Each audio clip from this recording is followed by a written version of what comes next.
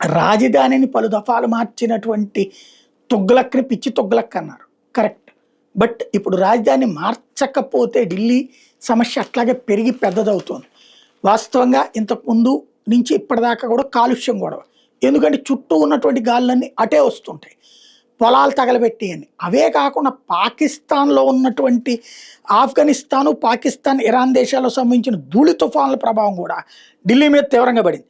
ధూళి తుఫాన్ల వల్ల ఎగసిన ఖనిజ ధూళి కణాలు బలమైన గాలులతో సరిహద్దులు దాటి వాయువు భారతాన్ని ముఖ్యంగా ఢిల్లీ ప్రాంతానికి అమ్మేసినాయి.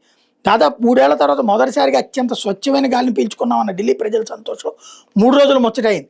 ఈ నెల 9వ తేదీ నాటికి రికార్డు స్థాయిలో 48గా నమోదైన ఎయిర్ క్వాలిటీ ఇండెక్స్ ఆదివారం నాటికి ఒక్కసారిగా 261కి పెరిగింది. గత 85 రోజుల్లో ఇంతటి కనిష్ట స్థాయికి పడిపోవడం ఇదే తొలిసారి. గత వారంలో ఏక్యూఐ పరిశీలిస్తే గురువారం 48, శుక్రవారం 65, శనివారం 140గా నమోదైంది. ఆదివారం నాటికి ఒక్కసారిగా 261కి పెరిగిపోయింది. ఢిల్లీలోని కొన్ని ప్రత్యేక మానిటరింగ్ స్టేషన్లో కాలుష్య స్థాయిలో ఆందోళనకరంగా ఉన్నాయి. ఆనంద్ విహార్లో 449, జహాంగీర్పూర్లో 344 ఏక్యూఐ నమోదైంది. ఢిల్లీలో వాయు నాణ్యత అకస్మాత్తుగా పడిపోవడం మీద commission for air quality management ఉపసంఘం ఆదివారం సాయంత్రం అత్యవసరంగా సమావేశమై కారణాలు సమీక్షించింది. క్షేత్రస్థాయిలో ధూళి నియంత్రణ చర్యలను మరింత ఉధృతం చేయాలని ఢిల్లీ పొల్యూషన్ కంట్రోల్ కమిటీని ఆదేశించింది.